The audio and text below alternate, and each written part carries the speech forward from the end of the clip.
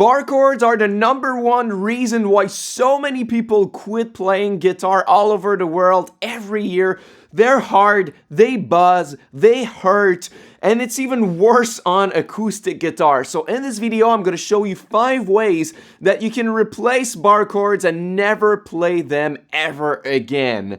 So the first thing I want to say is that if your goal is to get to the highest level possible on guitar, it might be a good option to go through that sucky phase of hating bar chords and really practice them, because it can get better with practice. But if your goal is just to play casually and to have fun, it's totally okay to avoid playing bar chords. Don't let anyone tell you that you are not a real guitar player because you don't play bar chords. You do whatever you want, and the goal is to have fun.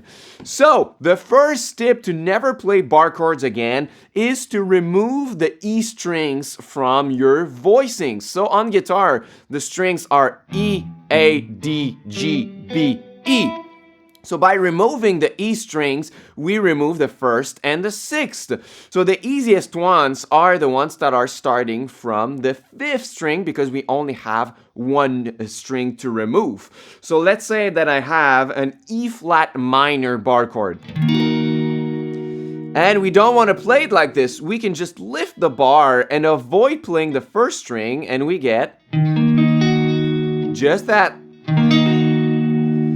And if we want to play the major version of that, we have to play this shape. Right? Some people play a major chord from the 5th string like this, but it's just 1 more bar, but this time with the ring. So we can fret all fingers instead. Right? And then if you start from the 6th string, let's say we start from B flat. Usually it's like this. Right? But we're going to remove the E strings, so that leaves us with this shape right here. That is a B flat chord. We still have all the notes we need to get that chord right here. And if you want the minor version, you can swap your middle finger and your index and play them both on the 6th fret. That's quite a stretch. That's an awkward stretch. If you can, you could play a tiny bar on the 2nd and 3rd. Right? Instead, we want to avoid playing the big bar with the index. That really hurts, right? But if you can, that might be more practical. But the other alternative is to play it like this. So those are really practical, and many known guitar players are using those kinds of voicings. I'm thinking about John Frusciante from Red Hot Chili Peppers. If I play the song Under the Bridge, it goes like this.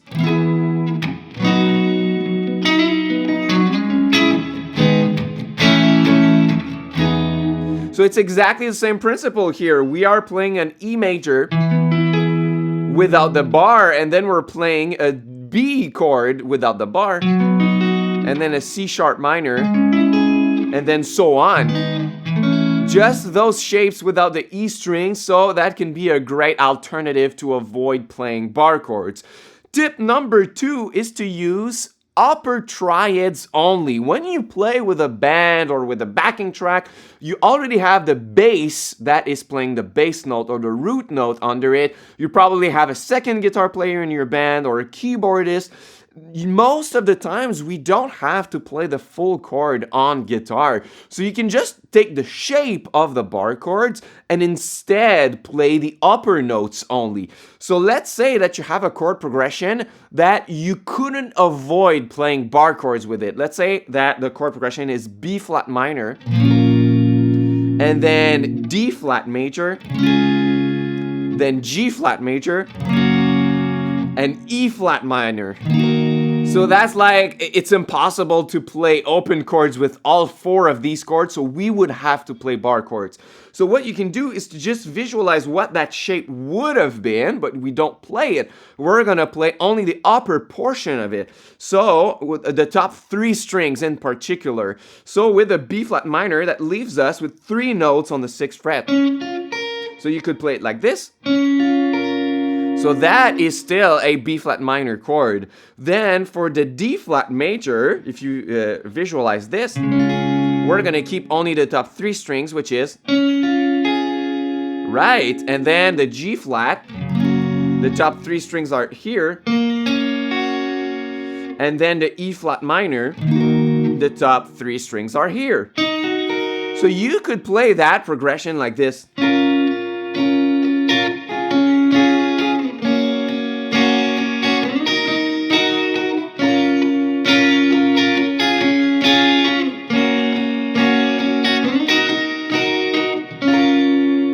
And that would sound really great with the arrangement because the bass player is going to play boom, boom, boom, boom, boom, boom. So all that information is going to be there already with the other instruments. And sometimes you can even take some other shapes that you know to try to find these chord shapes of little triads in the same area. So here the B flat minor. And then you could even change one finger only to play the D flat major. But then the G flat is kind of far from that. So I could take another shape that I know, for example, a D major chord, and just slide it up until I find the one that I need. So that's D, E flat, E, F, G flat. There it goes. That's the G flat major shape that I need. So that's from the 6th fret. So instead now I could play B flat minor, D flat major, G flat major, and E flat minor, like this. And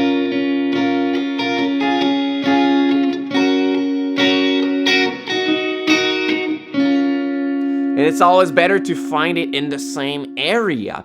The third tip is simply to play them as power chords, right? So a power chord is often used with rock bands and punk bands. It goes like this. If I take the same progression again, it's gonna go.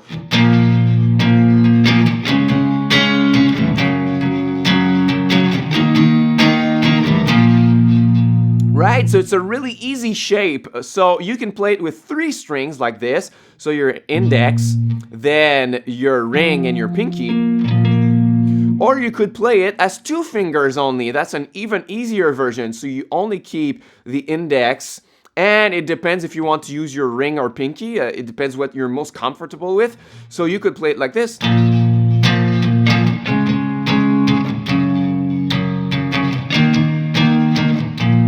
So if you're going for that rock or punk feel, those are really great chords, and the advantage is that they are neutral chords. So you don't even have to ask yourself, is the chord supposed to be major or minor? We don't really care because the chord is made of the root and the fifth.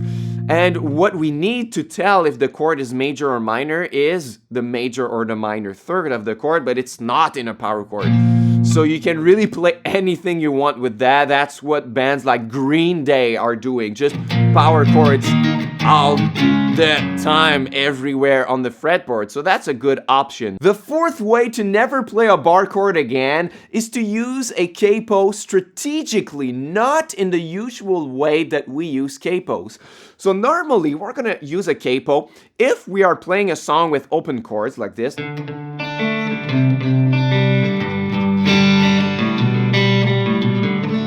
But it's a little low for our singer, so we're going to use a capo 1 or 2 or 3 frets higher to make the song higher in pitch, and that's going to change the key of the song, and we can play exactly the same thing like this.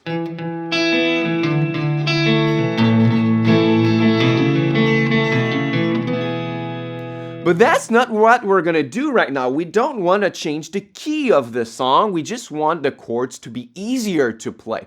So let's pick again the example of the chords B flat minor, D flat, G flat, and E flat minor. There's no way that we can play that open without a capo. So what we're gonna do is that we're gonna identify the first chord of the progression, or if you know what is the key of your song, and then we're gonna find the best place to use the capo.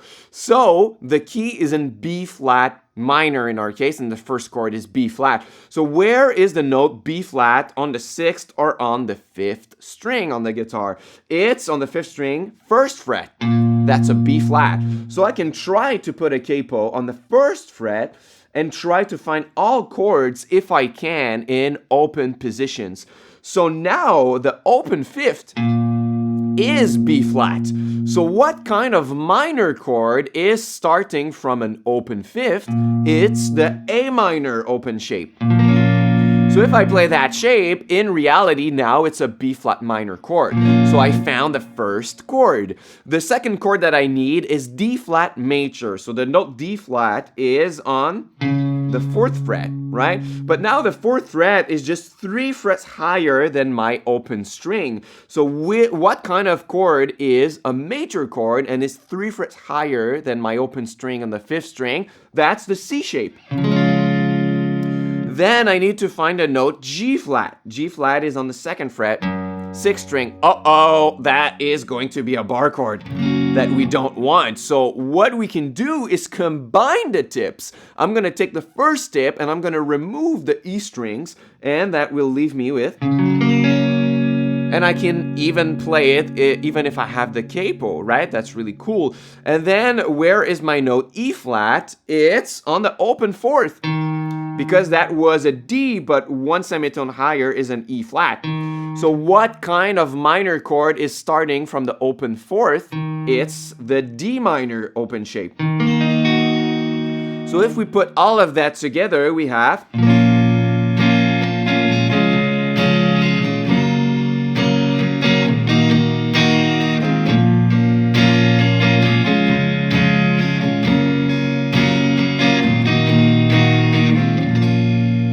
But let's say that we don't want to have not even one bar chord. We don't want to modify anything. We can try to find it in another spot. So where's the B flat on my 6th string? It's here on the 6th fret, right? So now my open 6th is the B flat, right? So what kind of minor chord starts from the open 6th? That's the E minor shape. And then D flat is here, right, on my 9th fret. So that is 3 frets higher than my open 6th. So what kind of chord is starting from here? That's the G, open G. And then the note G flat is here, right? 3 frets higher on my 5th is the C shape. And then the note E flat is my open 5th. So that's gonna be the A minor shape again. So now I have only open shapes. That's gonna go like this.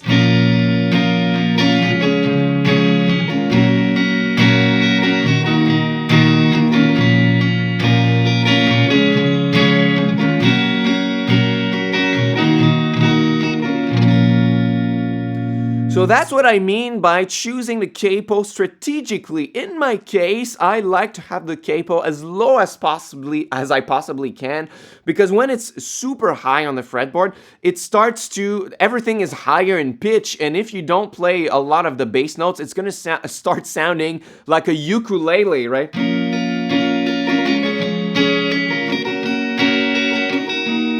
And that might not be the aesthetic that you're going for, so I much prefer to have the capo low if I can and play.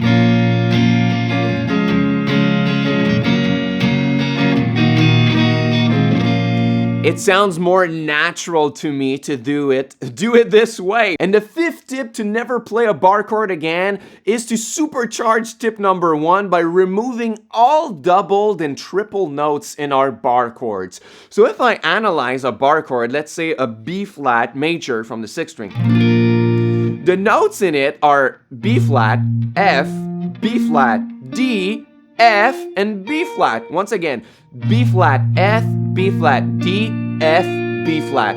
So we have 3 times the note B flat, 2 times the note F, and 1 time the note D. So we can remove all that extra information, all the doubled and triple notes, and keep only what's essential, and that's not gonna change what that chord is. So we're gonna keep only the lowest notes in the chord.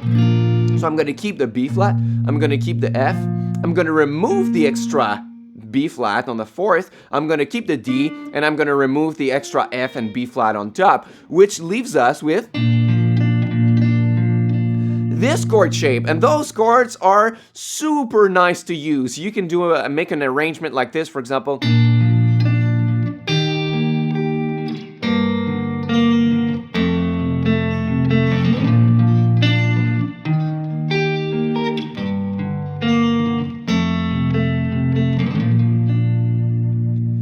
super nice chords. We call them spread triads, and I have an entire mini course if you want to go further with these types of chords. This is my crash course on spread triads. You can click on the first link in the description box below to enroll for free. This is my gift to you. This is a 45 minutes online course format. You can download the chord charts and the exercises. In the second module, I'm going to show you how to play spread triads in any key you want. I'm going to show you muting techniques so that you can be better to play them. It's super valuable. It's totally for free. So once again, you can click on the first link in the description box, and I'm sure that it would be super useful to you to learn new kinds of chords so that you don't have to play bar chords ever again. So there you go, the 5 ways to never play bar chords again. Remove the E strings, play them as upper triads, play them as power chords, use a capo strategically, and play them as spread triads. If it's your first time on my channel,